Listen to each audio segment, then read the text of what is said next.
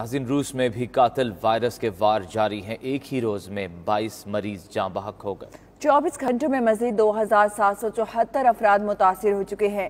रूस से शाहिद घुमन हमारे साथ मौजूद हैं, उनसे मजीद अहवाल जानते हैं। जी शाहिद।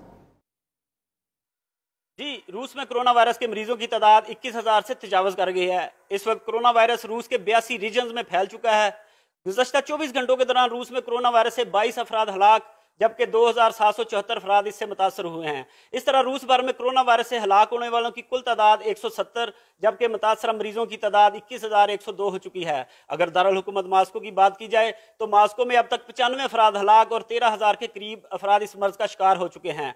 महकमा सेहत मास्को ने वार्निंग दी है कि इस वक्त मास्को के मुख्तलिफ अस्पतालों में 13,000 बिस्तरों का इंतजाम है और आइंदा 2 से 3 हफ्तों में मास्को में मरीजों की तादाद 20,000 से तजावज कर जाएगी।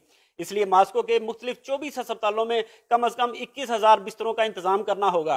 इसके साथ साथ ये भी बताता चलूं कि दारुल हुकूमत मास्को में पिछले 24 घंटों में 32 लाख अफराद को करंतना पासेस जारी किए गए हैं, जबकि 55 अफराद को भारी जुर्मानों का सामना करना पड़ा है।